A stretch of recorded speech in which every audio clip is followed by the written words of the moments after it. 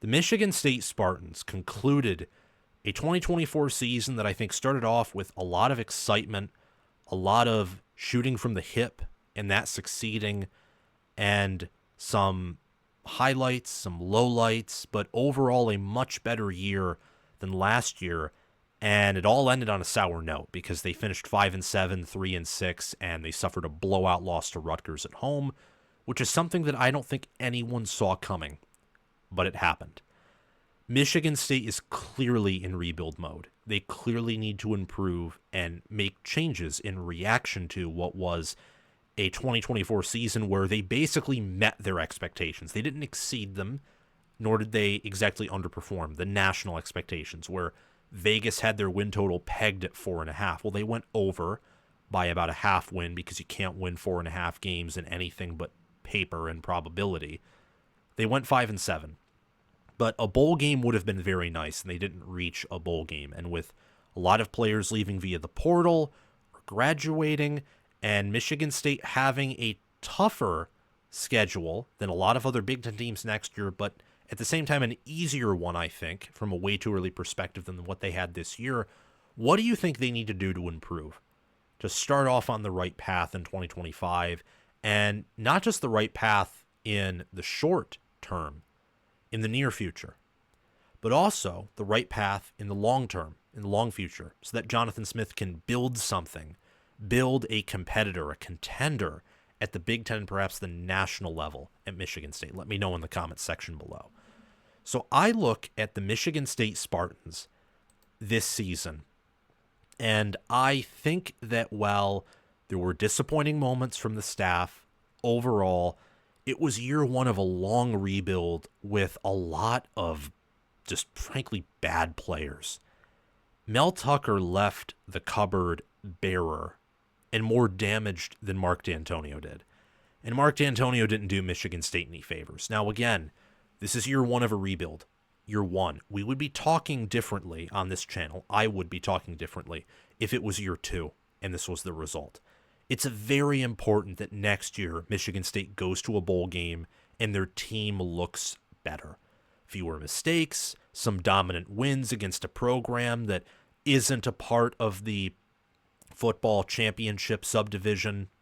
You need one against the football bowl subdivision, preferably a Power 4 school, preferably one in the Big Ten, maybe a few even in conference play.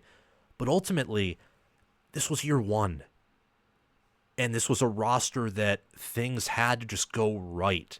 And more things had to go right than wrong. Michigan State would have had to outperform the law of averages to do well this year. And I thought they were going to, because I think their staff is one of the better staffs in the Big Ten in America. By the way, I actually still believe that, even after this season, because it's year one.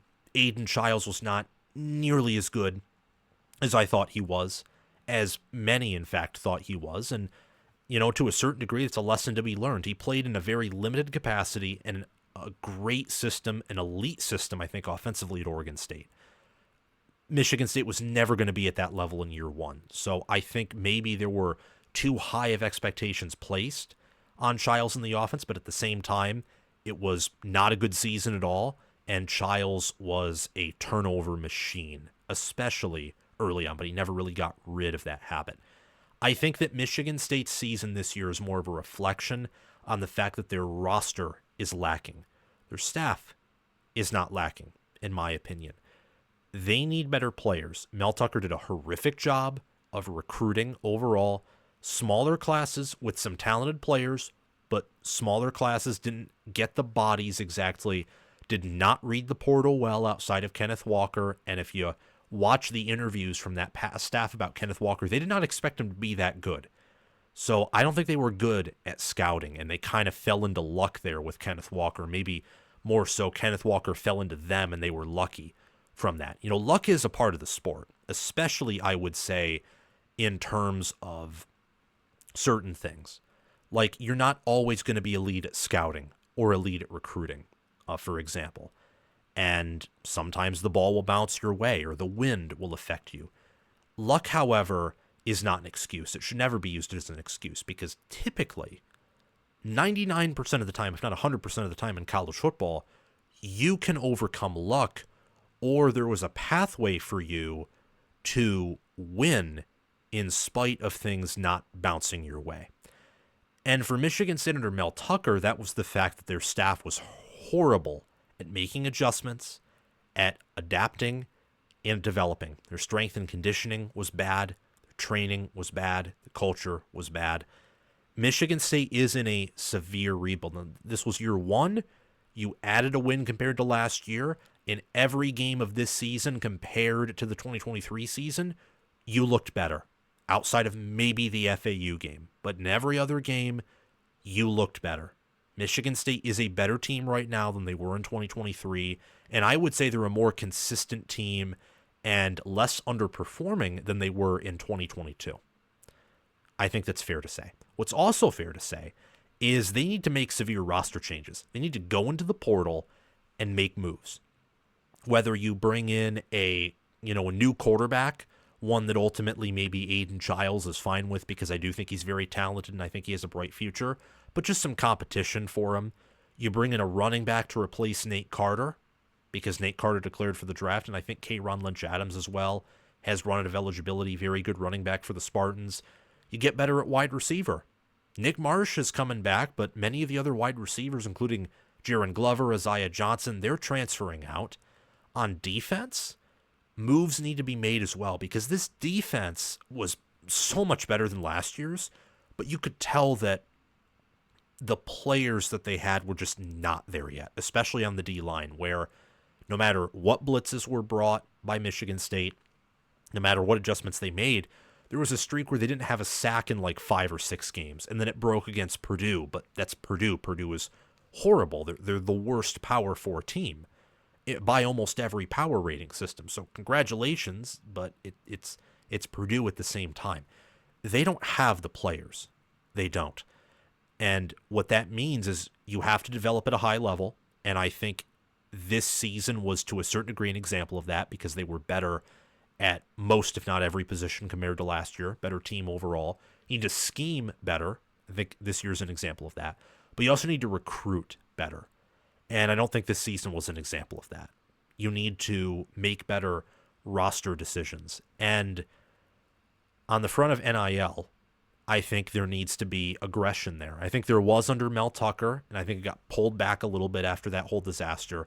That same aggression needs to be applied. So that way, Derek Harmon doesn't go to Oregon, or Simeon Barrow Jr. doesn't go to Miami.